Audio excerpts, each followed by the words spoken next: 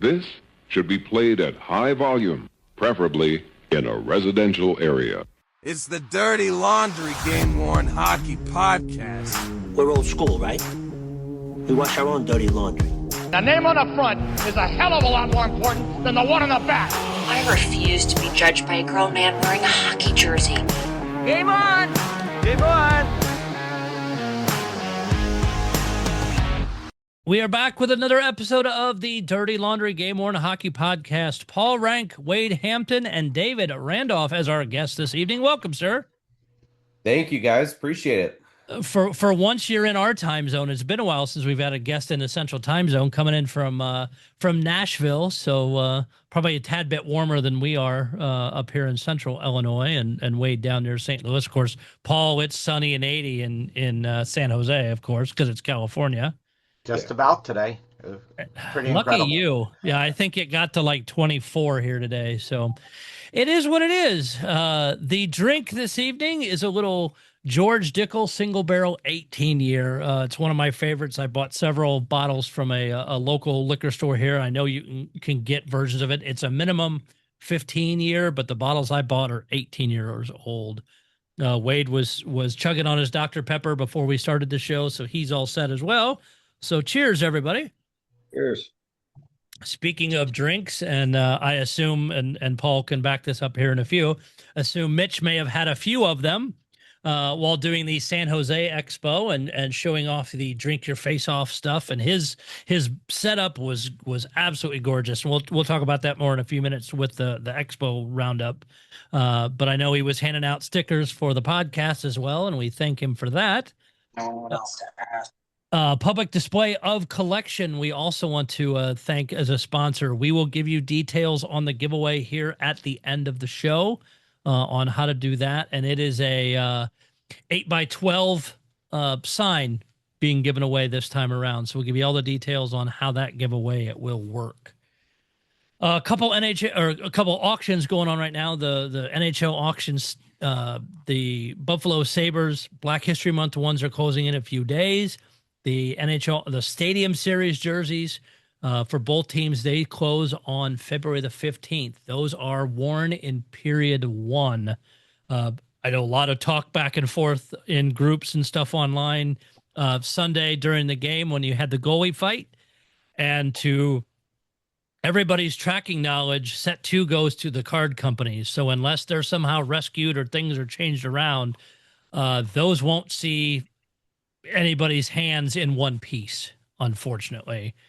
Great game. It was fun to watch all of that. I was actually loving the fact that it was in the low 40s for the game, and they actually had snow flurries early in the morning. So that I thought was super cool. Just a neat experience all the way around with that. Good, I'd say good game, but game was all right. But the how it was put on was very good. Classic auctions just launched in the last couple days, though. Some great pieces out there. Those do close in just over 19 days. So, I mean, cool trophies, all kinds of stuff. Once it gets to the end and that way, maybe keep on the price a little bit, touch on some of the cool pieces. That's the biggest stuff I've got in auctions around the league. I know there's a lot of different team ones going on, things like that. But Paul is recovering after seeing, and if anybody hasn't seen them, they've been shared, I think, on a few groups now. The San Jose Expo looked just awesome. So how'd it go? It was easily the best expo we've hosted here in San Jose. I could not be more pleased with how it went. A little bit of the background on it. We originally were going to be in Calder's, this place we were in last year, which is, a restaurant/bar connected to Shark's Ice. Unfortunately, there was, last year we were in there was a youth tournament going on, high school tournament. I believe it was the state championships or something. So the place was packed, and we had a lot of foot traffic, basically parents and players coming through who weren't necessarily interested in game-worn jerseys. This year, we got kicked out of Calder's because they had part of Calder's blocked off for the figure skating judges. There was a big figure skating tournament going on, I think like 5 or 6 of the sheets of ice there at Shark's Ice. Wow. So they moved us down to the concourse at Tech CU. Tech CU is where the Barracuda plays 4,200 seat rink, a couple of years old. Super nice facility. And, I was a little bit worried we were going to be too crowded. No one was going to be able to find us. All those worries were for nothing. We set up the tables Friday night. TechCU did that for us. So we had, I think, 18 8-foot tables. And they arranged them the way we asked them to. We had worked through that earlier. And we get there, what is it, Saturday's the expo. All this is a little bit fuzzy because, just so many events. Friday night we had a game. We had a suite, which was a lot of fun. A lot of people got to, see everyone beforehand. And then Saturday we official setup started at 6 a.m. Monica, Terry, and I got there by 5:30. Mitch and Danielle were shortly after us. And we just wanted to make sure all the tables were properly allocated. We didn't have to move anything around. We just had some minor tweaks to make. They did a great job. And then everyone, started showing up, setting up. We had some incredible displays. As you mentioned, Mitch's had a great display. Logan showed some great shark stuff there with, a nice backdrop behind it. My favorite display, which was probably, we made a mistake on where we put it. Because at TechCU, you have the main entrance coming in, then it goes off into two rings around the rink on outside the seats. And they blocked off us there where both teams come in and out of their locker rooms. So, and the Zamboni entrance. So we put Glenn over by the Zamboni entrance, and he had this massive wall of John McCarthy jerseys, the current Barracuda coach. Oh, wow. Everything from BU to his last Sharks jersey. He played at Boston University, Worcester Sharks, San Jose Sharks, Barracuda, and I think that's about it. I don't think he played in any other professional organizations. But it's just a beautiful looking display. I still have not uploaded my photos yet. We'll get that up there. We had Melly, Gina, and Riley come up from LA, and they brought some really cool display pieces. Lots, LA influenced, of course. Funny thing, I can't remember if it was Raleigh or Melly. They were recruiting people who were set up at our expo for the LA show, and they were afraid that was going to piss me off. And it's just like, no, we're all in this together. They were able to sign up a few more people, come down to LA on March 14th for that show, and I'm ecstatic for it. We'll get more people there in LA. We had a great turnout here, 18 tables. Eric Rosa was a first time setting up, and he had a tremendous display of shark stuff to show. And I'm not gonna, like I said, we had like 18 people set up there. And do you have a lot of foot traffic just from people coming through the arena and that? That was shocking. I was expecting a little bit of foot traffic. We had foot traffic like I've never seen before. Starting at about 7:45, because the doors open at 8, and of course we're not going to guard the door because we're busy doing whatever it is we do. Sure. People just started pouring in, and it was crowded from before 8 to about 1, a little bit before 1, because we were supposed to start breaking down at 1. Mr. Mitch broke down a little bit early, which started other people breaking down. We needed to be out of there by 2 o'clock, technically 2:15, because Rob Van Dam, I think I got it right, was there, and he was doing a private meet and greet, which was really nice. So it's, besides all the cool jerseys, great people, some great, lots of sales, lots of jerseys changing hands. In the morning, I'm guessing it was 9 or 10, the San Jose Barracuda had an optional practice for like all the injured players and some of the players, who were scratched. It was pretty full out there, and some players who were playing that night. So we were able to watch some of that from the Fireball Cove. And then after that, they resurfaced the ice, and the Calgary Wranglers had their morning skate. So that's all going on right behind the expo, which I think we might be the first ones to have accomplished that. And it was all just by accident. So that was really, really cool to see. Turnout was great. The evening, after we break down and stuff, I run some stuff home, and come back. our LA contingent stayed there, and the Barracuda had wrestling in the parking lot, which Riley, Riley's a huge wrestling fan, so bless his heart, he was just in heaven for the whole thing. Mason, who is one of our contacts at the Barracuda, had to go pick up Rob Van Dam, and I tried to ask if Riley could drive with him. I couldn't pull that off. Hey, it's a good try though. Oh yes, I had to give it a try.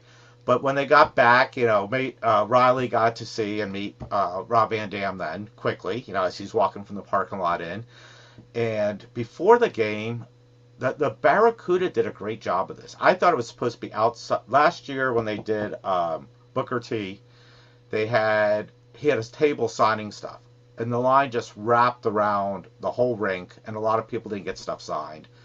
So this time for a 6 p.m. puck drop, they opened the doors, was it 4 o'clock or 4:15 for season ticket holders, 15 minutes later for others. And Rob Van Dam was doing photos upstairs in the upper concourse. And there was almost no line, so Riley and I got our photo with him. It's super personal guy, handled being there just great, greeting all the fans. Like I said, Riley was in heaven. And it was just great. And then so there's, I don't have it in here, unfortunately. There was specialty jersey wrestling, which was like a singlet, but a little, not obnoxiously small or anything, which I was kind of hoping they would have done something obnoxious like that, with the championship belt. And they auctioned those off after the game. And I'll be honest, the design was ugly. It was very ugly, to put it nicely. But how many did you win? Well, I'll get to that. If you're a wrestling fan like Riley was, he had to have one. Oh, of course. Riley won the first one, which was Frenzy, and the mascot. So that one will never, it will never go out of style or anything. Do I actually have the list here? Up a few people after that was Oliver Wallstrop, and we all knew Danielle wanted to win that one. So Danielle did the first bid at $200 live. No one else bid. Everyone just stayed out of it, which was great. Monica and I ended up winning the Jack Barr jersey. He's number 98, new kid, first year, 4 years at Harvard, mostly in the ECHL this year. That was like his third or fourth game. So we won that one and got to meet him, which was really, really nice. Glenn won one. Everyone in our group did, but I will have to mention Logan, and this was hilarious. So these were going. I mean, they range from 200 to I believe 800, with the exception of the goalie, Gabriel Carrier, and that was 2,600. Oh, that's a jump.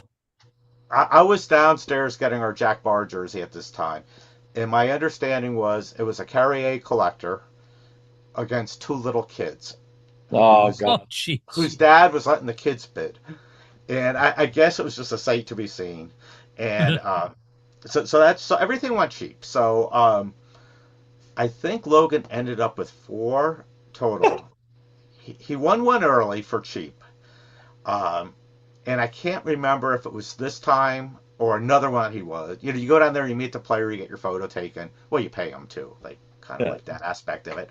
So he's walking up the steps, and it was, oh God, I can't remember the player it was. It was at only 300, and they're trying to get someone to bid 400. So Logan ducks into the seating area, comes out of up the stairs, and raises his paddle and bids the 400. So, and he wins that one. So, and basically the announcer, the auctioneer is like, just stay there. You're going back down again. We know it. Yeah. And so he wins that. They know him well. Yeah, he did well. He ended up, I think, winning 4 of them. And but we all do agree it's a super ugly design. It's cool if you like wrestling, but it's we were happy to get one. There were decent quality ones. For, some of the specialties are mixed.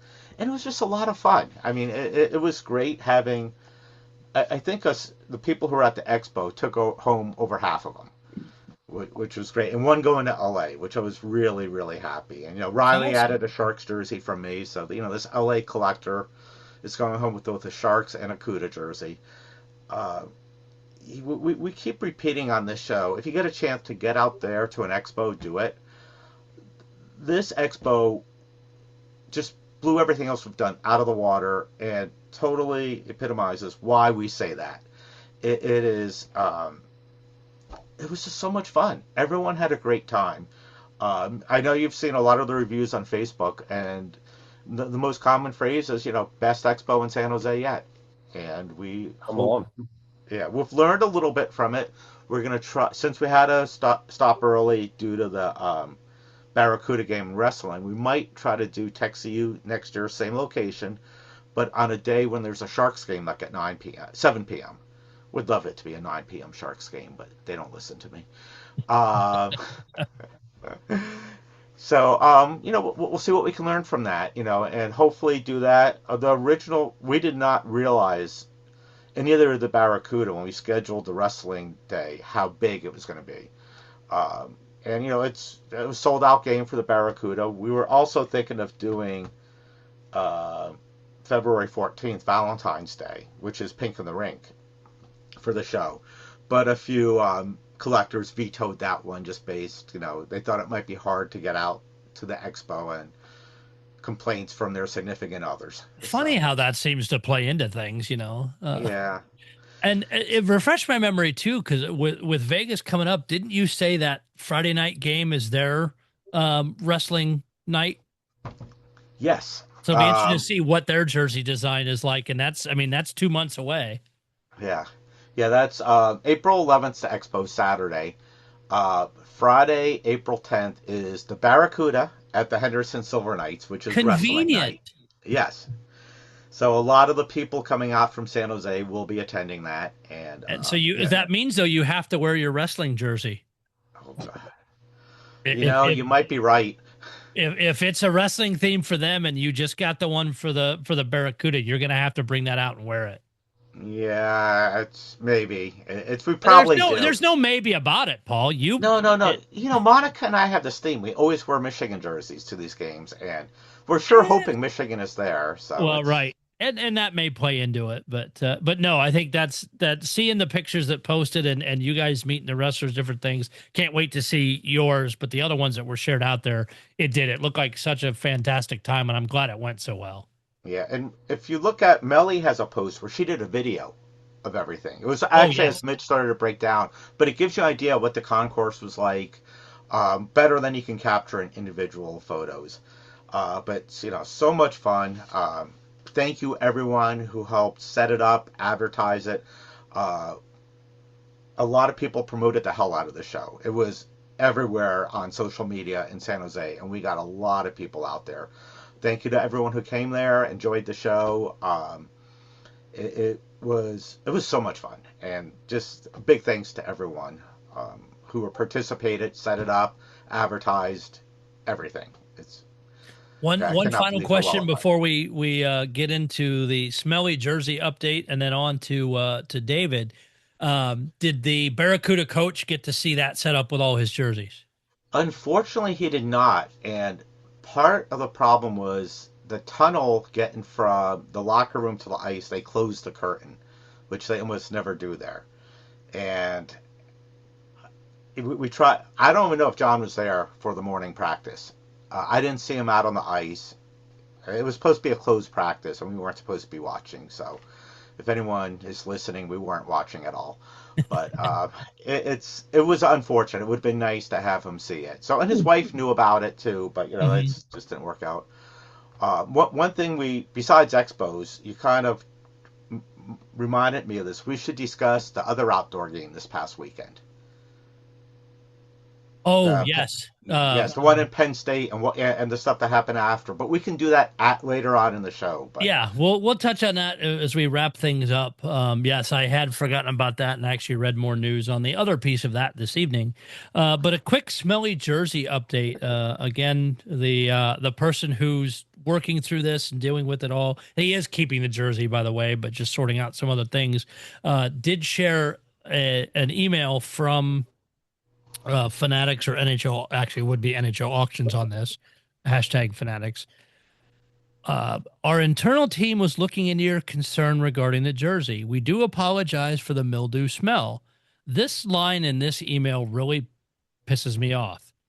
The mildew smell is very common with game used jerseys as they're often sent damp to the warehouse. That's a glaring problem, folks. I'm sorry.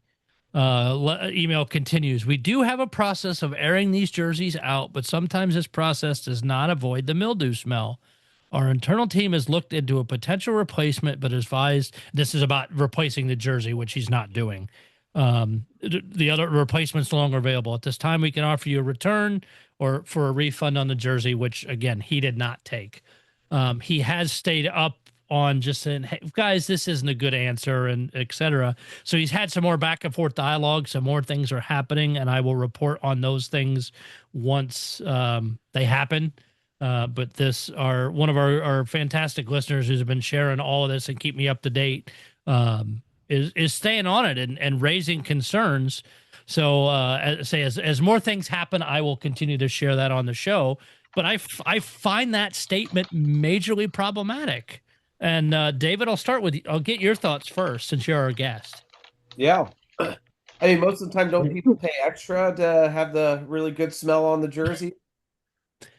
I mean, I remember getting some shirts back in the day, like directly from the team from that game, and man, having to air it out for at least a week or several days in order for that smell to go away. I mean, I get it, but at the same time, I think most customers always want the jerseys to be unwashed when they get it in hand. No. Wade? It's it's a tough road to hold because, like David said, you want it to be straight from the game. I mean, there'd be a lot of complaints if they washed them and didn't, and kind of altered it. It's probably, I think it's the process is the problem. And I think that's what you're saying, Doc. The problem is the process between, them being moldy or mildewy. Is it because of a lack of care and concern, or just because unfortunately they got to get packaged up and sent somewhere night of? So, I mean, I guess I'd rather have it with a little bit of a smell and know that it came straight from the game than the opposite. Same. Paul. So I've mentioned on the show before the days of the San Francisco Bulls auctions. Holiday jerseys or pride jerseys directly off their back and drenched in sweat. Poor Danielle driving home with all those on her lap. I mean, I know she still has nightmares of that night, or nights, I should say. But the Barracuda one we got, it was still wet. Bring it home, and one thing we don't do, we don't throw it right in a bag. Then we don't throw it in the washer either. We hang it up. We let it air dry. There's a way to do this without just grabbing a bunch of wet, smelly jerseys, throwing them in a bag, and letting them start molding and stuff. Because mold is not natural for a jersey. That is not a feature we are paying for. So it's typical Fanatics to me, trying to having their process, which sucks. There are ways they could do this without having to wash them. Just hang them up, let them dry out. But throwing them in a bag right away, wet, is going to create problems. We know that. And that's what we saw with going back all the way to 2017 with the St. Louis Blues ones. Is they were still wet and then bagged, and all the felt numbers and stuff had mold spots and stains and stuff on them. And David, you, Wade, and Paul all said it, is you guys, and even myself included, back when I would get junior jerseys from the guys right off the ice after the games. But you're taking ownership of them immediately. I mean, it's coming off the ice, you're getting it, and then able to take it home and air out and wash it if you want, or do whatever it is to take that smell out. In this case, this is the company handling them that, yes, buyers may be upset to find out they're washed, but the flip side of that is every game worn auction that we bid on from whatever team, be it the Sharks, the Blues, the Predators, whoever it is, those have been washed after every single game, including after the last game when they came off the ice to be sold. So yeah, it's a little back and forth, and these were worn. The particular jersey or particular team I'm discussing, if you haven't heard the past podcast, it's the Panthers Winter Classic jersey. One period, yes, some of those guys sweat, and I've had several reports that have been shared of the level of smelliness, different things. But at least, I mean, put them in some kind of like even if you say brought them back to Fanatics headquarters and put them in a couple big like garment hanger things, the ones you zip up, and stick a fan up through it so it's at least drying it off. I mean, you would still probably have the smell, but the dampness is what you've got to stop, because that's, like Paul, like you said, is that mildew is not a natural thing that you want, and could have issues. And again, other things are in motion or other discussions are happening. I'll be able to share once I get more info. But I at least wanted to update you guys. But that raised some alarms when he shared that with me. So at the end, yes, and David, you're right too. Is it is cool to say, to have that little extra connection and know that this is how it came off the ice, but it's also it's on that fine line of being cool and gross.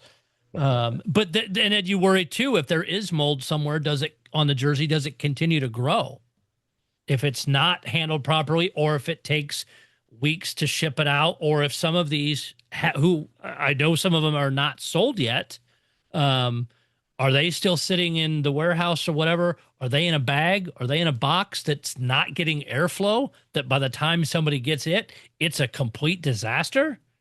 Because I'm hoping with the conversation with this collector and Fanatics that they've thought about that and maybe aired them out or whatever. It's just concerning, because we've seen that happen and it be a complete mess. I mean, it's a track record that's 9 years old, Wade, when they went the 2017 Winter Classic. It's 2026 now. You've had times to sort this shit out. I mean, come on. Can't argue that. If I remember right, didn't it also happen with the Stockholm games? The Wild jerseys, or I think it was over there. May have been. Yeah. Another set that they just put in plastic bags, shipped them in a box. Well, at least they used a box. And, they arrived all smelly, moldy, and just not what you would expect when you're buying something No, like that. I mean, that's a little over where issues that you want. But again, as I'm given more information as things progress, I will continue to share those things along too. The only thing I can say, I'm gonna go devil's advocate on this, and the only thing I can tell you is, especially with them having three, I mean, if you don't count the photo shoots, you've probably already put up at that point. If they got 3 or 4 sets of jerseys that they've got to handle in not their regular locker room, and they've got limited space to do these, probably not their normal washing equipment. They're using whatever's in the football building or the baseball building, which might be a different washer than's used in I don't know this for sure, but devil's advocate on it says, if you're running a whole set out and you're trying to keep them organized, you probably do have limited opportunity and limited space to do anything besides take them out of the locker room, process them, and then make sure that the next set gets put in correctly, right? So, I mean, at the end of the day, if you're trying to correctly handle 3 or 4 sets of jerseys and you need to get them out of that space because you have limited space, I can see there being logistical problems to the idea of, okay, period 1 are done. Let's get these through the wash so that in 30 minutes we've got to wash the next set, right? Like, I don't know. I don't think the logistics of that are very realistic. As far as them being wet and whatever, yeah, I mean, in the St. Louis sense, I know that the ones that got the mold and the mildew were worn. It was wet out there. It was either raining or snowing, if my brain remembers. And then they probably again had to process them and get them put up. And then the bad news is they got processed, put up, and then probably shipped from St. Louis, where it was cold and wet and rainy, to warm, Florida, Miami area, and then sat in a bin until Monday or Tuesday or Wednesday, whenever they showed up, and somebody actually got them out of the bin. So I can see the logistical problems that is fought in this process as well. No, and I don't think you're wrong, but even I get you talked about like trying to wash them and dry them as you're swapping out the sets, and we don't know if Fanatics then has to mail the set that's going to Upper Deck, or we don't know some of those inside details. But even I think if you just threw them in a dryer, didn't wash them, but threw them in the dryer just to get that dampness out, you'd probably be better off. And again, we're playing Monday morning, or actually Thursday night quarterback now, but it's just something that I hope can be improved over time, because with the kind of money that those are selling for, that's just a crap ton of money to then be extremely disappointed when there's extra issues that weren't either explained, or you get it and you're surprised to go, why is this fabric have these dots and things on it, and it's a mess. But we'll continue to cover this as we get more info. Paul, do you have something else there? I do have to play devil's advocate to Wade's devil's advocate. Go back to the Detroit series in Ann Arbor against Maple Leafs. One set went to the team, the Red Wings. Another set went to Migray, and the other sets went elsewhere. Neither the set from the team nor from Migray had any of these problems. When Migray was getting sets from the Winter Classic Stadium Series, they never had this problem. This is a Fanatics problem.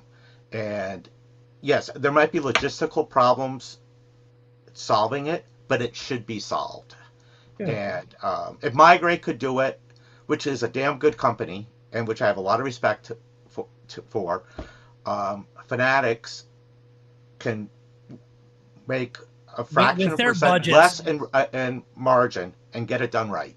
Yeah. But, just remember, it could always be worse. It could be football jerseys. Yeah, there's nothing good about the smell of those.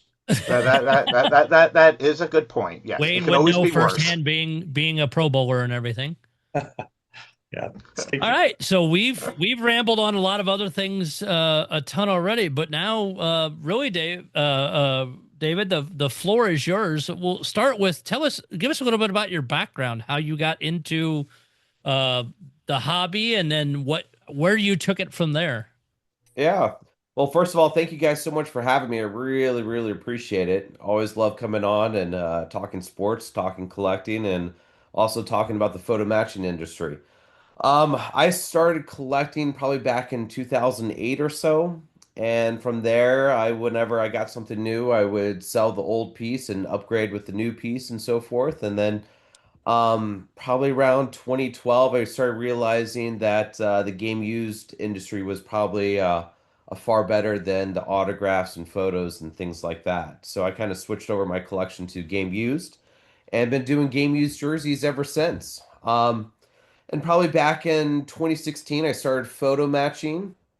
And I realized that just because it comes from a great source, or sometimes a player or sometimes a team, they don't always get it right.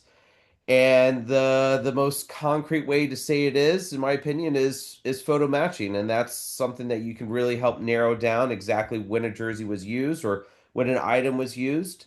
And it's, in my opinion, too, probably the best form of authentication out there for game used. Yeah, I mean, it's always, I've talked about it at length on the show, and Paul and Wade, I believe, have too, is it's always cool. You open that box, and what is the first thing you go to is go to Getty or go to other places and try and match those marks up. And like you said, the team, and again, varies team to team. Our Blues are pretty solid on that tracking of when it was worn, and that. Other teams, not so much, but be able to look outside of the promised dates and be able to find those matches, and that's awesome. So what actually got you started collecting in general? Oh man, for me, it was owning a moment of an incredible play, incredible performance, incredible athlete or a team. A lot of the players I collect, I remember watching them growing up. I remember rooting for them now. And obviously, the home team sports as well. I also love collecting growing up in the DC area. But for me, you know, I love having a piece when it was used in such an iconic moment, and it's like capturing that moment and having a piece of that history. I mean, and that's all that is it is a cool thing because it's not just a shirt, and it may have meaning to the NHL or hockey history as a whole, or it may have meaning to just you because you were at that game and watched that particular jersey on ice. Yeah. But all of those things are important. One doesn't really weigh more than the other. Yeah, absolutely. And it really does come down to personal preference too, right? I mean, I remember seeing people collecting pieces because, they were there with their father or their son, and it had this amazing family moment for them. And that's something so special. And having a piece from that game can help, bring that back. How many jerseys do you have in your collection at this point? Probably only about a couple hundred or so, not too much. And is it all hockey or do you have a mix? No, I have a mix. I definitely collect hockey, football, and baseball. Geez, you got it all. Wow. But again,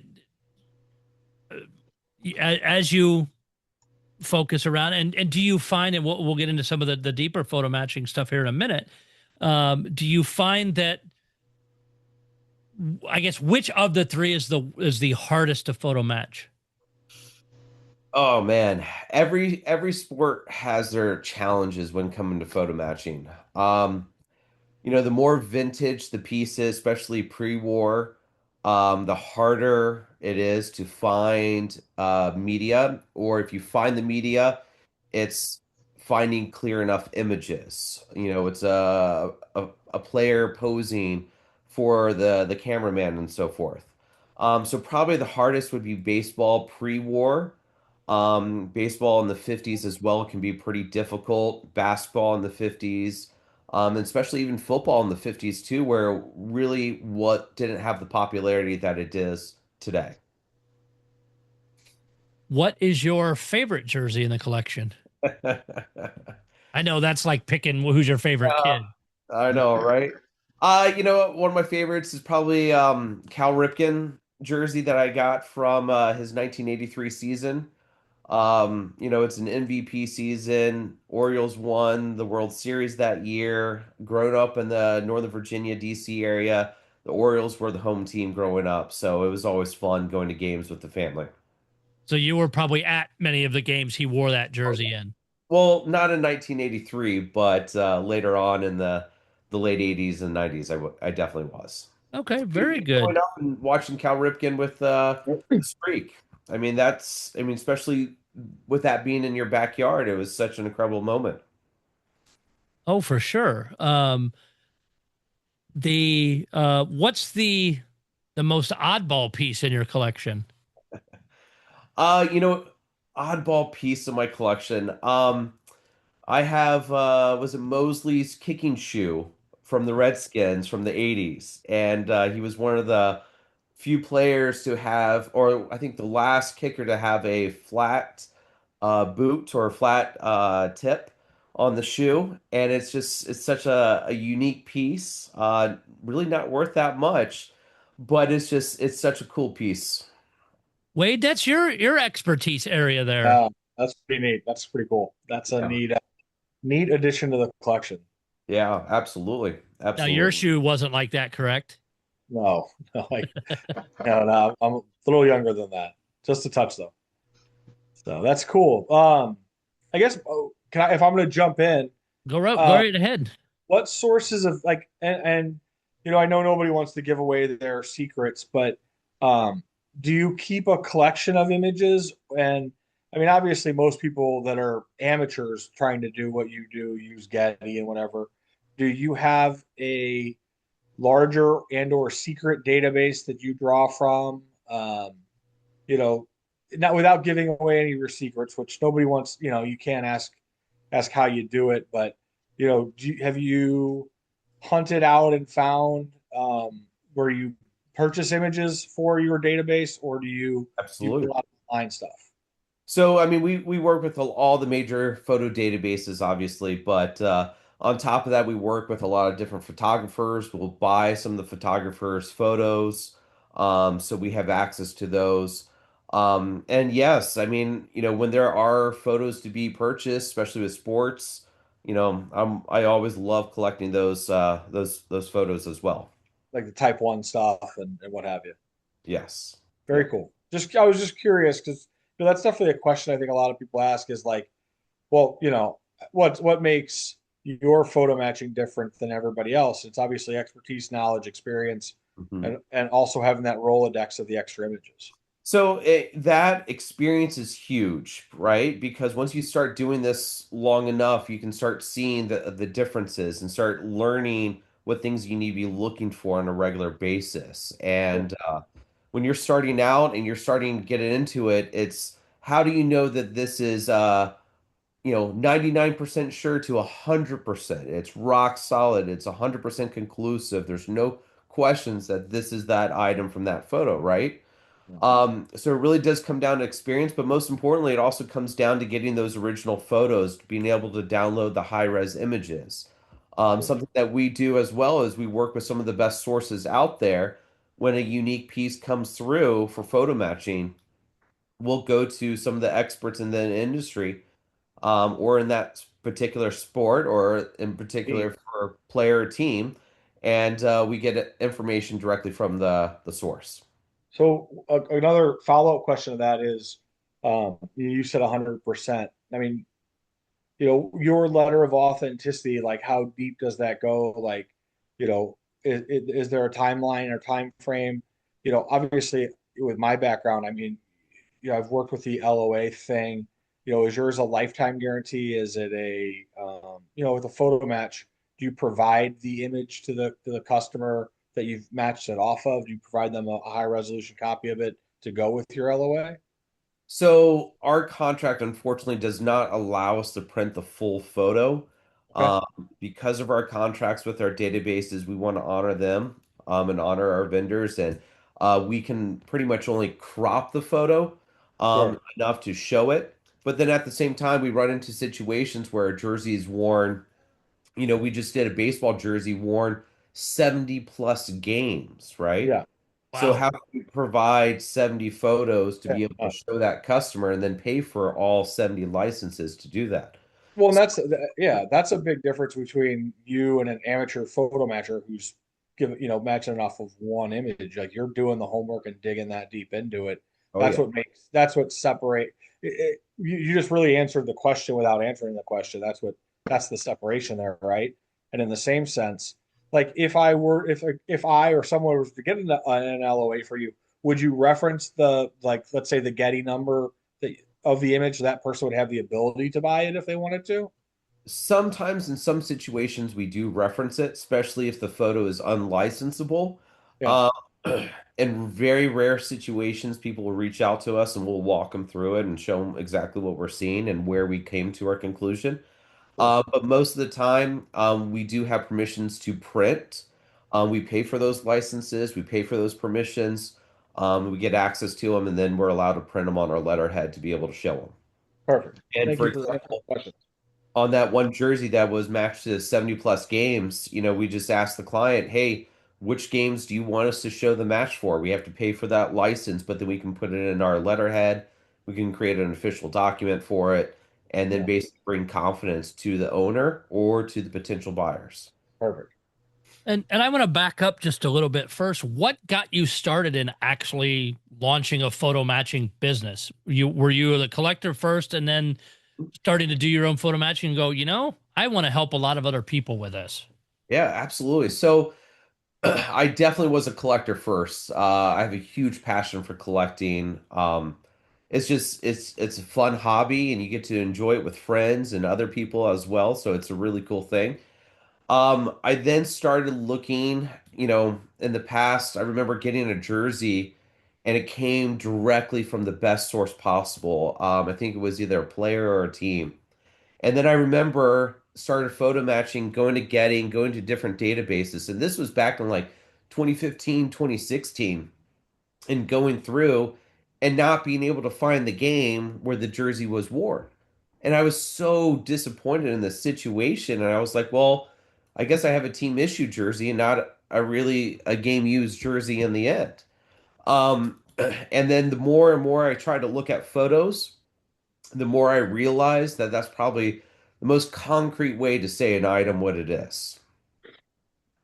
Sure. And we've seen teams mess up set tags or just not care enough about documentation and just go, yeah, we think he wore it, throw it out on the rack or however they sell them, depending on the team, and go, it's up to you to figure it out. And that's a little unfortunate, but it's also, I mean, the flip side of that. And I know, Paul, you mentioned it at times, is we've had documented cases of the Red Wings carrying over jerseys where they've been worn longer. The Blues in the earlier 90s would carry the playoffs into the next preseason or different things like that, where you could carry them actually season to season. So what made you decide to, and because I'm assuming you were working some other job, to go, you know what, I want to give that up, and now this is going to be my business? Oh, yes. Yeah, I was doing technology sales, selling VTC equipment to the government, and then just pulled the trigger and started doing this full time. And then it started taking off, and then brought on my friend and a couple other experts on board, and we were working on this. And as we continue to grow, we continue to bring on more people. Did your family think you were nuts wanting to do this? I, my wife has been incredible in the process. She's really believed in my passion. She's seen what the business can do and how the hobbies continue to grow, and she has my back every step of the way. I have an incredible wife. That was the answer I was expecting. um, she's an incredible person. What's the coolest piece that you've got to photo match? One thing also to take it back a notch, it's not only just to authenticate and verify that the item is legitimate game worn, but I think what's really, really cool and really, really special is not only finding out it's game used, but then it's used in some amazing moment of time, right? Maybe it's a cup lift jersey. Maybe it's some kind of World Series or Super Bowl shirt, things like that. And remember, decades ago, they wouldn't always have patches to on those shirts, and a lot of the times those shirts would just continue to roll over. One recent piece we worked on was Derek Jeter's jersey from 2004, and that apparently that Derek Jeter jersey was worn for over 70 games. We photo matched it too, so over a dozen home runs. But then most iconically, it was used in one of his best plays in his career, the dive on July 1st, 2004. Oh, and wow. So without photo matching, those pieces would also be lost, would just be lost out there. Yeah, it's a Jeter jersey regardless, but then be able to tie it to something like that that's extremely well documented. Oh yes, absolutely. And did you have the assumption, or did the owner have the assumption that may have been tied to that, or was it a surprise to everybody? Sometimes it is a surprise, sometimes it isn't. Some of my customers and clients that we work with, they just don't have time, but they just want to make sure anything they buy is what they say it is, right? And sometimes they don't have the time to put into it to do their own research. I mean, as collectors, right? I mean, all of us have pulled up Getty, right? And started doing our own research when there's a big shirt out there that we want to buy or something that we're really excited about. And other times it's, you know, people ask for my help, and we try to give them as much help as we can in the process. And sometimes we don't even have photos for some of those moments as well. It is always a fun thing, though, when a client submits something and then you just come back and you say, hey, guess what? That Kareem Abdul-Jabbar jersey that you had that was a Lakers game use jersey, sure enough, we photo matched it to the finals. We had that call 3 weeks ago with a client, and he couldn't believe it. Wow. Yeah, that was a phantom foul on Bill Lambier, but I don't know. I don't know which finals it would have been, but yes, decades later, we still remember that. There you go. I'm a little bit curious about your process. Hmm. Is it is it all just manually sorting through images and using your eyes? Is there any sort of software or automated tools you use Absolutely. that you're allowed to talk about? Yes. I can talk on some of it. Yes, we do have technology and software that we use to help measure distances from spots on the jerseys or spots on items and stuff like that. And that really does help. Because remember, a lot of the shirts that we work on, those letters, those numbers are sewn on there by hand. And each jersey is a fingerprint. And so everyone's just going to be slightly different. And when I talk to people and I talk to my family and friends and sometimes people who just ask, "Oh, what do you do?" People don't understand that every shirt we get in, it's like a fingerprint, and we just have to go through and cipher through. And we use software, technology, AI. We use photo databases. We use our experience. We have some records from teams on how many jerseys they ordered, and we're using all that information to come to our conclusion. Excuse me. So do you for focusing on photo matching? I know when we're photo matching hockey jerseys, we're mostly Yep. looking at trying to match up marks, repairs, damage to the jersey, to other stuff. Do you have a primary focus on that, or do you also focus like the traditional football jersey, mesh jersey stuff, which how they're sewn? And because I mean, no two mesh patterns are the same on there, where a name Oh, bar is sewn absolutely. on. But I just want you to speak a little bit on that and your Yes, approach. absolutely. So photo matching in a nutshell is, if there's a unique item, sorry, if you have a jersey and there's a unique mark on that jersey, whether it's a grass stain, a tear, a repair, you should be able to go back through game footage and find how those repairs or how those tears were able to get on there, right? Yes. And so we just comb through. Um, excuse me, I'm sorry, Paul. Oh, no worries. Apologies. Refresh my memory. What was that question one more time? I'm so sorry. Asking on the methodology, comparing like damage to the jersey versus like stitching, mesh lineups on football jerseys. Yep. Yes. So we're looking at everything from the tears, the repairs, the number placement, the letter placement, the mesh hole pattern. Especially on basketball jerseys, we go all the way to the stitching, and we're looking at over stitching, under stitching. And that's something definitely we look at for baseball shirts as well. And assume part of the process is also ruling out matches, Yes. Oh, 1,000%. which is probably not the fun part of the your job Yeah. there, but yes. Yeah. And you start going back into history and you start looking at what teams would do, and especially in the 70s and 80s, baseball teams would have two home, two road jerseys. Sometimes they would get a third or there's a specialty set, so there's always exceptions, right? But most of the time, and a lot of the teams out there was two home and two road jerseys. And so if you have, let's just say, 10 photos from one player from a single season, you can easily start sifting through and seeing, hey, is this jersey one? Is this jersey two? And it helps you go through the process. And then with some of the teams, we know, hey, each player got three sets. So they have three jerseys from each of this style. And then we can go through our media and our databases and our photos, and we can actually start seeing the differences between jersey one, jersey two, and jersey three. And that definitely helps us in the process. That's very cool. Do you how much video or old film do you use? And the reason why I bring this up, Michigan's been digitizing a bunch of the old football games from like the 20s, 30s, 40s, and just really cool stuff. I don't know if the resolution's there for what you need. Absolutely. Yeah. Absolutely. I mean, today we were working on a football jersey and there was a grass stain on there. And sure enough, after a couple washes, the stain was still there on the shoulder. And we went back and we finally found the game where he got the grass stain, and we did that through watching the game footage. Nice. Another Very fun cool. thing that we run into a lot of times is we get an undated photo, right? We don't know what this moment is, right? We just know, hey, this looks or this appears to be the shirt, but how do we find out what that game is? And so something that we do is really going that extra step and trying to analyze the background of any clues, any identifiers to be able to narrow down when that item was used and in what game.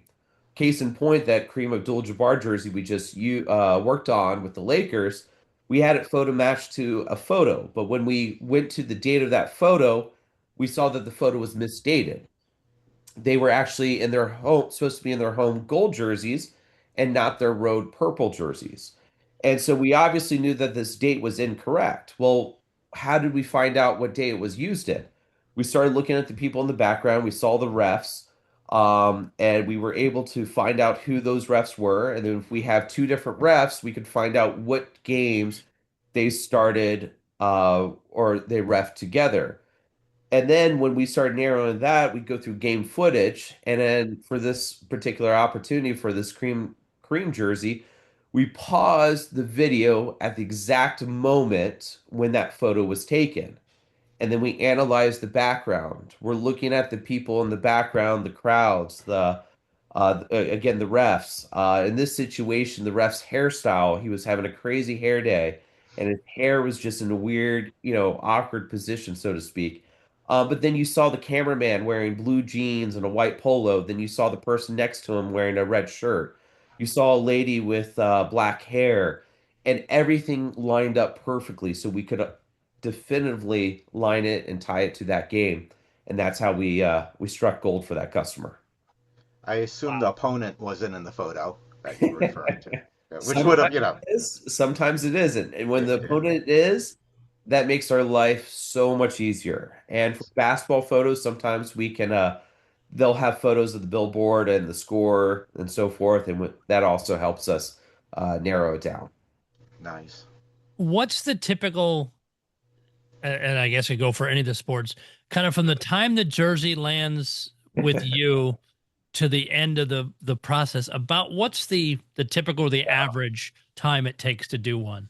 It could be 2 hours and it could be about 40 hours. But with my team, it's about the slow and steady. It's not about looking at the clock and how long this is going to take. It's doing our due diligence and making sure we're checking our boxes and that we feel confident in this piece. And then again, Oh, part of the process, and again, if you can't answer this to give away your okay. trade secrets, I totally get it. Is the jersey comes in? Do you then is one person assigned to kind of start with it, and then they Yeah. find the matches, and then bring you or somebody else in to go, okay, am I looking at this right? Does this all line up? Yep. So we do have team members that help pull photos, start doing some preliminary work. Then we have team members that come in and we just start working on the piece. Then we have times where I'm over here busy trying to figure out how many games I can match it to, and this person over here is trying to find out and analyze the background and trying to narrow down the dates. So really, every piece that comes in is just a little bit different. Probably on average 4 to 6 hours it'll take on a jersey. Shoes, we're doing a lot of game use shoes. And those can be a bear of a task taking, 10 to 20 hours to go through a pair of Michael Jordan game use shoes. Wow. What of the I guess that kind of answers part of it, but is that the most difficult thing to match, or of the let's say the big of all the big sports, basketball, football, hockey, baseball, which Yeah. of those are the most difficult to photo match? Oh man, jerseys are so easy in my opinion, in comparison to some of the other things, right? Helmets are not that as hard. Baseball bats can be tricky because, you have a person that throws pine tar on there, and then every time he goes up to bat, he puts more pine tar on there, erasing old marks and creating new marks, right? So bats can be tricky. Shoes can be really, really tricky. You're going through creases. Um, looking at anomalies, patterns that are not consistent, and things like that. Shoes are kind of on the harder side, we've now been doing a whole bunch of Otani home run baseballs with the Dodgers being doing incredibly well and obviously winning back-to-back World Series. So baseballs is another thing. When I think we've done probably about 10 or so home run baseballs in the past 2 to 3 months. And every one that we do, we're going or talking to the person who caught the baseball and say, hey, please send over all the photos that you have, any documentation, any authentication, because sometimes there will be an MLB cert on baseballs, or the baseballs are already notated on certain high big plays and so forth. But anyways, we ask them to send over all the photos, any of the documentation that they have, and then it's going through game footage and confirming it at the same time, and then watching it. We did one of the Otani home runs baseballs, and obviously the moment became viral. And we looked and went on to 10 different people's social media, and they were all celebrating with the guy who caught the baseball. They were celebrating during the home run, or sometimes they have certain angles that show the exact moment that we need to of where the baseball lands and who caught it, and how do we verify that's the actual baseball. What features do you look on a baseball to say it's photo matched? I mean, anything for baseballs, I mean, you can easily have smudges Okay. to anything from things, what's it called? Fading. But, smudges and fading are pretty big. This is just a random foul ball that I got from a game this past year, so nothing too special. Nice. But What still, about what about hockey sticks? Yes, hockey sticks are fun too. Especially with players retaping the blades, the handles, they can change. You start looking at marks. We just photo matched a Wayne Gretzky stick that's up at Golden Auctions. That was a fun one to do. Um, you have to go through all the photos, the media, the game footage. I remember we did a Wayne Gretzky stick from his very last game, and he had a couple dozen, I forget what the count is, but a hockey stick for each one of his teammates and a couple of the coaches and so forth, right? And the cameraman went back into the locker room and started filming and interviewing Wayne Gretzky's as he's signing these sticks and handing these sticks out to fellow players, right? And sure enough, the cameraman pans down as he signs his name on this stick, and that was the actual stick. That we actually had in-house at that time that we photo matched. You could see the markings, you could see game use on the stick, you could see the autograph and how the autograph lined up perfectly to where it was on the stick. Amazing piece of history right there. So very cool. We do know there's a lot of fake Gretzky sticks out there. Yep. Have many of those come through, or any of those come through your service? Yes, remember, we are here to say if it's a photo match. We're not here to confirm if it's a legitimate real stick. So you have to keep that in mind when we're working on these things.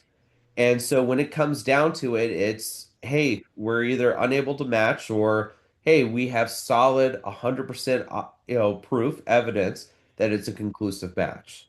So yes, we have had sticks that come through that we have not been able to match. Interesting. is there a number of points that you kind of have set as your, call it a minimum, is we need to find this many things to make it conclusive, or is it just because this particular mark and we've looked at it this number of ways, that's good? It's however many marks it takes for us to have absolute confidence. Okay. And it really could be a case by case situation. I mean, we've seen jerseys that have crazy, crazy repairs, whether it's like a circular pattern or like a oval or moon shaped pattern where it cuts straight down the jersey or right around the number and so forth, right? And if we have very, very unique repairs, situations like that, typically we don't need a dozen additional identifiers. But the biggest thing we do is not only are we looking for identifiers, we're looking for red flags, right? What things are not lining up? What about the negative space over here? What about the distances between the letters and the numbers? And those are all the things that we look at when we're doing this. Not just trying to find the matches, but we're trying to find red flags and see if this actually is the item or if it is not. What I'm going to jump in with one more question. What do you do in a situation where you're unable to match? Like, I mean, obviously there's a fee regardless of outcome, Yes, as it is absolutely. with autographs as well. But do you find yourself in situations where you go what I would call inconclusive very often? Absolutely. Absolutely. Every week we have items that we're not unable to photo match. Right. Um, absolutely. One of the things I try to tell my clients and my customers and let them know ahead of time is, hey, there is a risk involved, right? Sometimes we're going to put 10, 20 hours into a piece and maybe the media is not going to be conclusive. Maybe the shot isn't going to be a home run shot or the exact angle or the photo that we need to at the exact resolution that we need to say it's conclusive, right? Yeah, Those situations happen constantly. And so it's letting people know, hey, when you come into this, you need to come into this understanding there is a bit of risk. It is going to be a gamble. But at the same time, if you want to know what you have, this is, in my opinion, the best way to do so. perfect. I'm gonna assume when you come up to the inconclusive conclusion, I guess it would be you document what you've looked at and why it's inconclusive, which Absolutely. which is to me, definitely worthwhile paying for. I mean, you have a new set piece of data there as a collector. Might not be Absolutely. what you want, but it's definitive data. So We go in and we work on collections. We've worked on $100 million collections. We've gone in to see people. We've worked on pieces that people don't even know exist out there that you're just like, oh my gosh, is that really what I think it is? And at the same time, I tell customers when I come in to do their collections, it's like, you might hate me or you might love me, but all I can do is tell you exactly what we're seeing and report on what we're seeing and what our research is showing.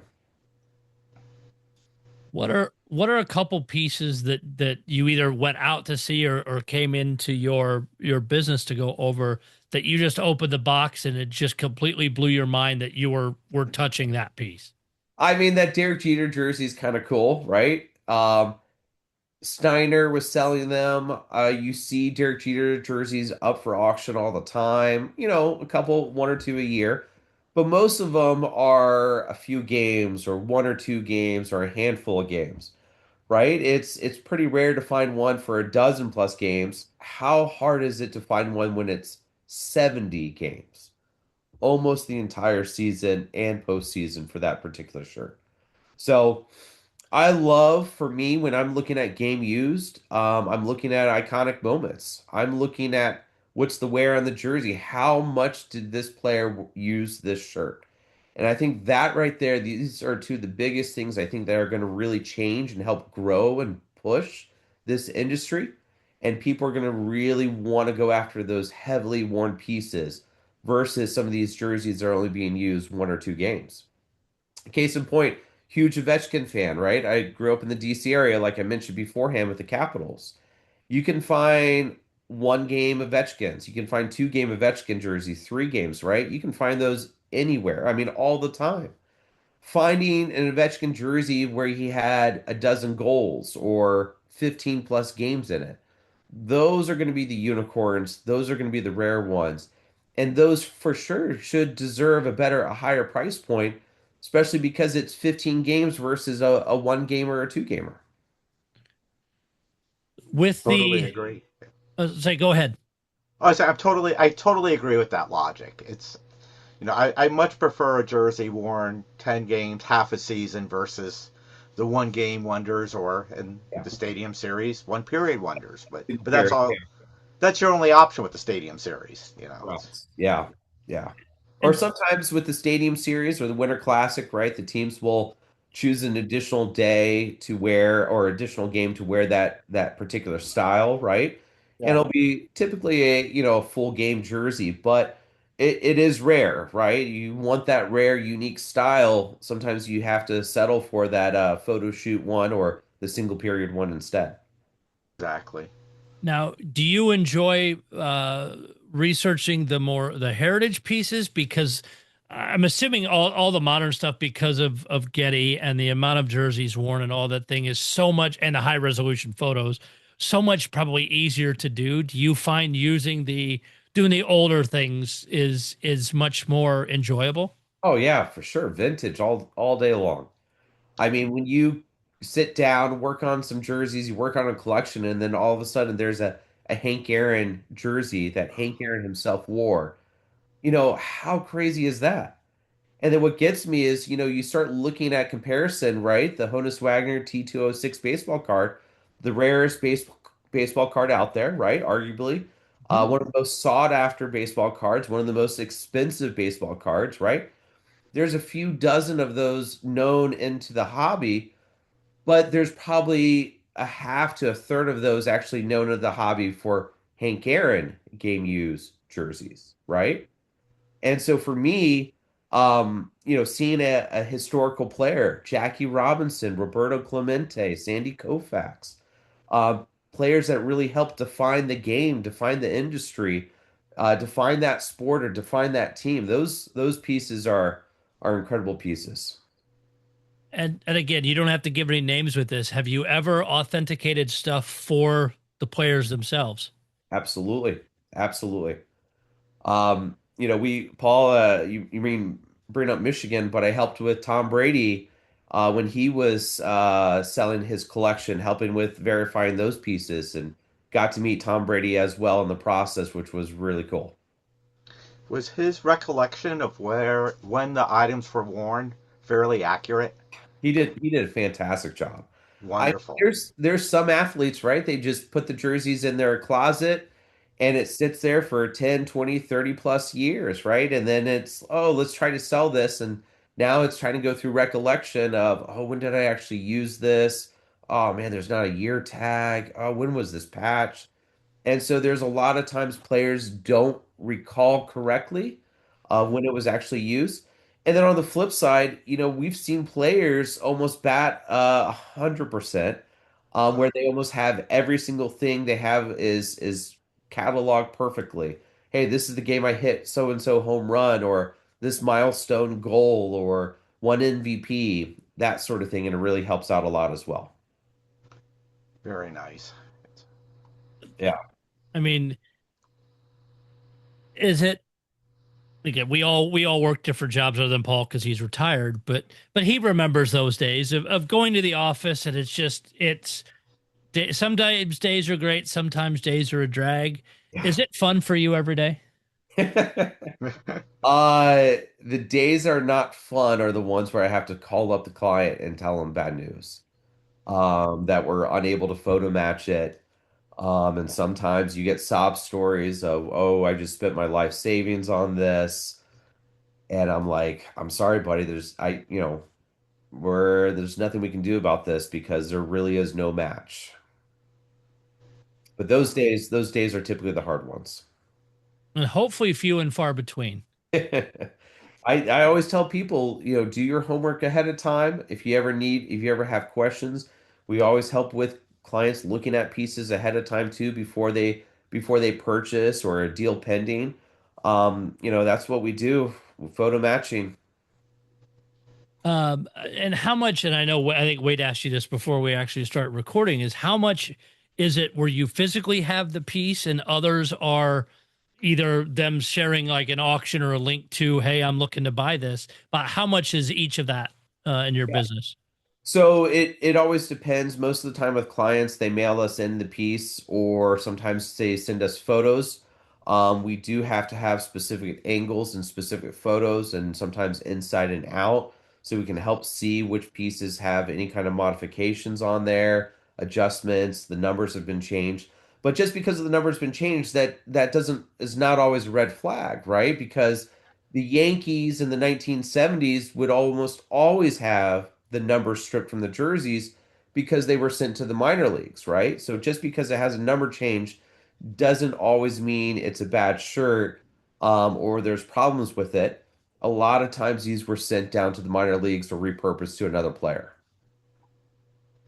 That's cool, but it's those kind of histories. And Wade and I have talked at length with how some of the Blues have done that with stripping name bars and changing those, or sometimes a number change of that. And it's people who know that and help document those things, and then help people like you, or you have that in your database of, yeah, in this period, those are normal things, and we would expect to see those for that time frame.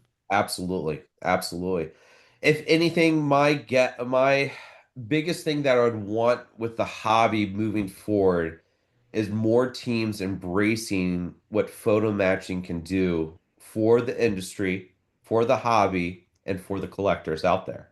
Um, I've seen some teams and some leagues just be absolutely against it, or try to put stops to it. I've seen teams embrace it and be like, hey, we don't know when this jersey was used. How can we find out when it was used? And that's what I do. And, also when you think about it, we used to be Sports Investors Authentication, and now we're SIA Photo Match. And you start looking more into it, and now other parts of the industry, other collectors that are collecting maybe movie memorabilia or historic artifacts or music memorabilia, they need to verify their items and their pieces as well. And so at SIA Photo Match, we work on any sports, we work on any different kind of collections, anything that really can be photo matched. That's our goal. That's phenomenal. And I don't have the deep pockets to collect props and things like that, but I do follow Prop Store does a thing online on YouTube, and they show Oh some yeah. pieces, and they've gone through their photo matching process and that. And it's, again, being a hockey collector and knowing I do it for the jerseys, it's neat for them to talk about their process and how they've done. They've been auctioning off some Star Wars pieces lately, and I'm a huge fan of that, and them showing how they photo matched it into the movie and Yeah. where it was. And it is so cool. We're going on site to work on a collection of movie memorabilia next week. Oh, wow. Yep. We got about 20 pieces from a trilogy that we're working on. So we're super excited. That is absolutely phenomenal. Good luck with that. You'll have to let us know if you can what some of the things you looked at and how it went. But that is awesome. Couple last questions before we round table this out is going back to your collecting side. Is there anything out there you're hunting for that you want to share? Oh man, if I love collecting home team, Redskins, Nationals, Orioles, Washington Capitals. Love vintage pieces from there. The one piece that I would absolutely love would be getting the Vetchkin, the gold jersey from his rookie season. I mean, that would be just an incredible piece of DC sports history, and obviously the players' history and the team's history as well. Not to mention a very iconic moment. Yeah. Absolutely. And then back on the business side of things is, before we forget, is how can people reach out to you and ask for your services? Yeah, absolutely. Our website, www.siaphotomatch.com. Check us out. Or you can always send us an email at info@siaphotomatch.com. So Awesome. And it's so cool to hear. I mean, the stuff you've laid your hands on, the kind of what goes into the work, because us amateurs doing it, again, we have the limited things is using Google Images, Getty Images, other things, or maybe the team's Instagram or wherever else they upload their photos to. But knowing all the, call it unlimited or probably close to unlimited resources that you have to be able to do, especially rare pieces, older pieces, stuff like that. Because I think we all can agree that modern NHL stuff, especially because that's where we're focusing, is fairly easy to do. mm-hmm. Older stuff, it's much harder. But again, thank you for all your time, and it's awesome to hear your story, kind of what you've gone through with setting all this up, and the stuff that you get to do. And I hope some collectors do reach out with rare, interesting pieces, and you can help them out. Absolutely. Absolutely. Well, thank you guys so much for having me. I really appreciate it. And anytime, I'm always happy to talk more about the industry, the hobby, and where things are going. You are welcome back anytime. We'll start a wrap up here. Wade, we'll start with you. Any No, I final just thoughts? no, just wanted to thank David for coming on. It was really great to have somebody with an expertise and a knowledge that you have, and being so open to discussing it. And it's an impressive and fun thing, and definitely love seeing what you guys are doing and the direction it's going to help the hobby. So thanks a lot for your time tonight. Yeah, my pleasure. Thank you. Paul, what you got? Oh, thank you, David. This was wonderful.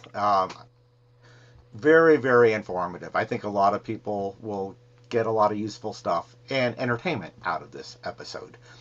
Uh, Also wanted to mention a few other things. We always talk about expos. We have LA's coming up March 14th, Vegas April 11th, and there's some other ones in there. We'll get them updated on Opert. But the one I need to mention is Buffalo has moved their expo to May 9th due to a conflict with a show in Toronto. So I think Alan's involved and Brian are both involved in that in the Detroit show, and they probably don't want to have a doubled up show again. So they're on May 9th now. We'll get that up on the website, and it should be another great show there. World Cup updates I'll do in a couple weeks. The tickets have not been distributed yet, but I'm talking to out of country friends who might come here for a few games, and especially if they're dirt cheap here in Santa Clara. And the one topic we glossed over earlier was the Penn State outdoor game. Yes. Yes, Penn State played a series this weekend against Michigan State. First Friday night indoors, where they lost. Saturday night in the big football stadium there in Happy Valley, which they also lost. No idea and the woman played a game outside too, from right. And that was, I believe, both games were on Saturday, or I I think they were. One was in the afternoon, one was in the evening, if I remember correctly.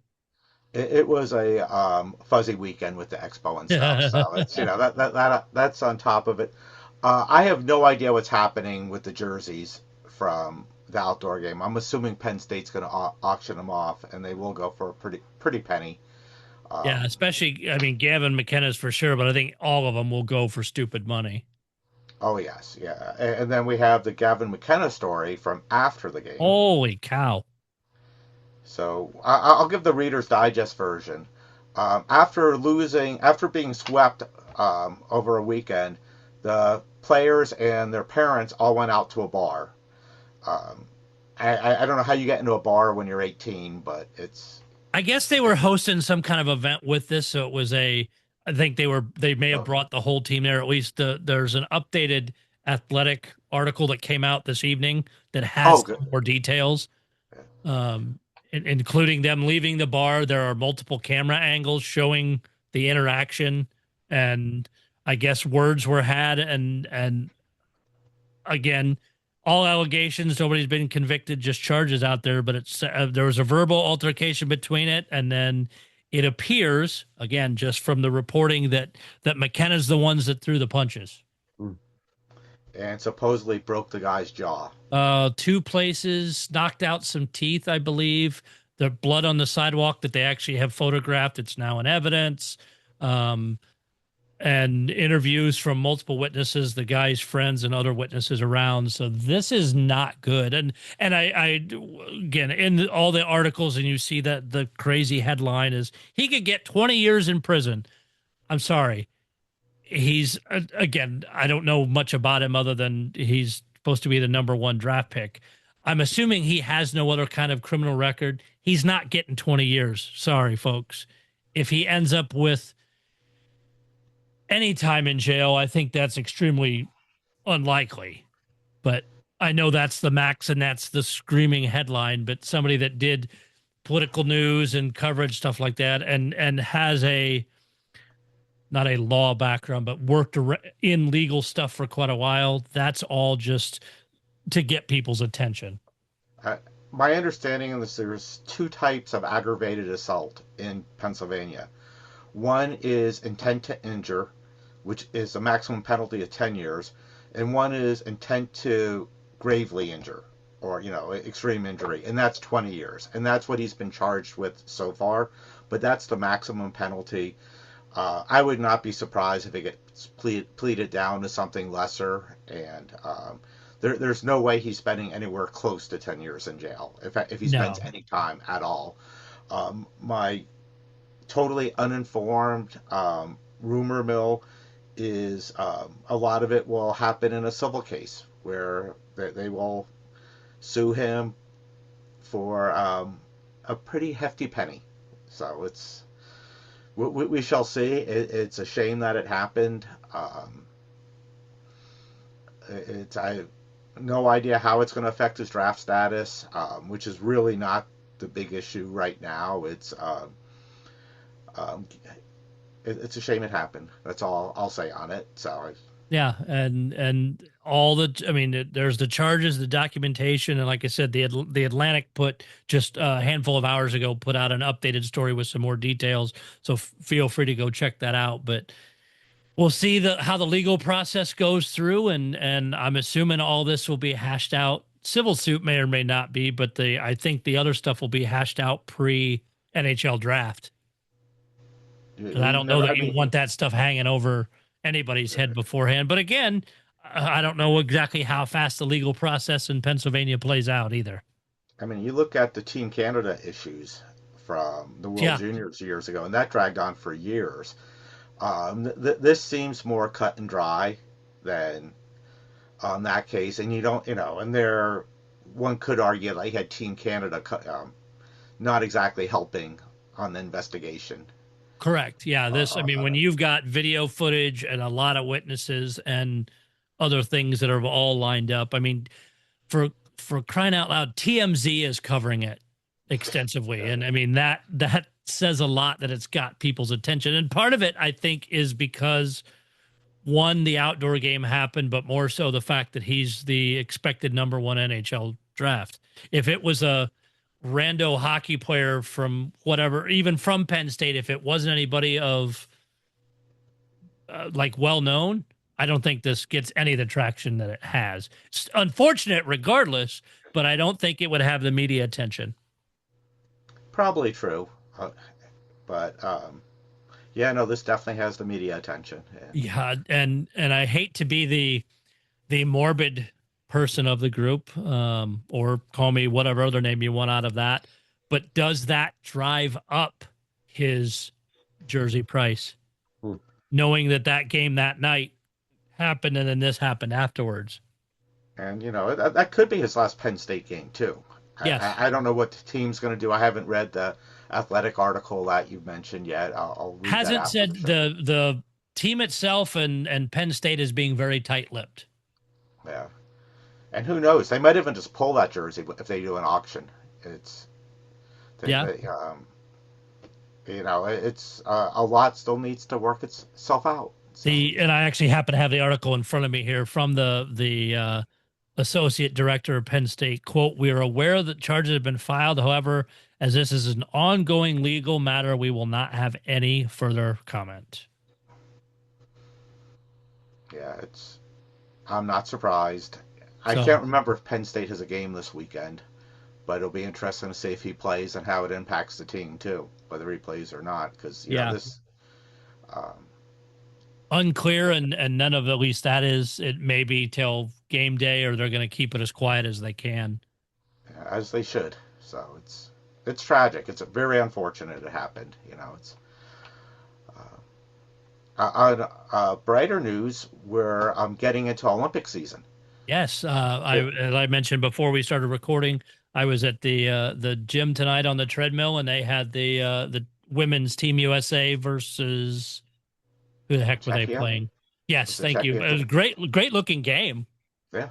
The rink doesn't look too bad for being short and oddball, but hey, they finished it. I did hear that the souvenir stands and stuff are not stocked yet or anything. I saw a few people over there who were at the game, one of the hockey games today. I also heard Finland, Canada got postponed. Yeah, because most of Finland's team is sick, has norovirus, I think. That is what I've heard. So it's hopefully there's not too much of that going around the Olympics. It's We don't need another 2020, so it's Right. yeah. But I mean, it's fun hockey to watch, men's or women's, because the men's kicks off in what, a couple days, I Couple think. days, yes, yeah. But go watch the women's stuff, because I mean they were banging around and just I think that's part of the reason why the PWHL has taken off so well, is because people realize, wow, women hit too. Yeah, Oh yes. it's great hockey. Just go watch it. It's been really enjoyable. Made my time on the treadmill go a little bit quicker. Yeah, and I'm watched. Well, we have our setup in the living room with multiple TVs, and I had 3 curling matches on both yesterday and today at the same time. And You know what? And that I love that sport, because when it first really blew up and stuff, and they interviewed the guys, I think it was from USA team and that. I mean, basically like being just average, everyday, over the weight guys doing that and drinking beer and whatnot. And it's that coverage of that has become insane. I mean, some of the stuff I've seen online of the mixed teams. I think saw a video today or yesterday. The woman on Team Canada walked over and smacked her male teammate on the ass as she came by. I mean, stuff like that, and it's just not what you normally picture the Olympics, but it gets more people interested. I have curled a couple times. It is not easy. It's a lot of fun, but the shots and the skill level that these guys have in the Olympics you can only appreciate it. It's amazing. Like, I mean, yeah, looking at the people from the outside, they look like everyday Joes, but I know there's finesse and all these things to it, and it is a skill. Yes, it is. And David, have you ever photo matched a curling stone? Never done a curling stone. Okay, well, we got something for you there. We got to work on that. Good. It's done a lot of Olympic items. I've even done a stick from the Miracle on Ice game, but Oh my. never a curling stone. Have you photo matched any of the torches that they use on the relay? You know, we've had some players have torches, but we actually told them we did not recommend them submitting them for photo matching. We just thought it was too big of a gamble with not a really good chance of a positive outcome. Interesting. So. Oh yeah, absolutely. With that, the giveaway, it was said very quickly in the beginning of I guess I won't even give away where it was at. I said where David was from.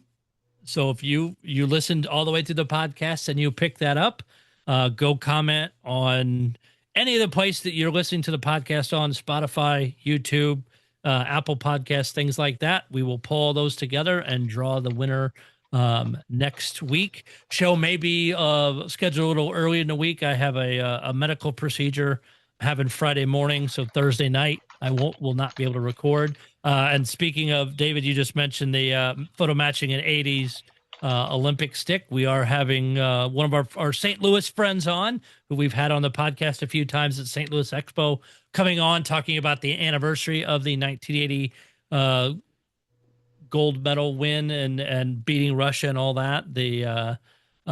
So we'll have him on next week, as long as his schedule still lines up, things like that. So that'll be a fun discussion as well. Please share out the podcast, like, subscribe, do all those things to keep us going up the rating. Every week I continue to see new people follow on YouTube or wherever. And again, we thank you for the support. If you want to come on, you have info for us. I was getting some new secret info sent to me just as we're finishing wrapping these up. So hopefully I'll be able to share those things soon. Again, all in confidence. I never share who the names are, things like that, unless you tell me. Again, you want a certain topics, whatever it is, reach out and we will do those things. Thank you so much. We will see you guys back next week.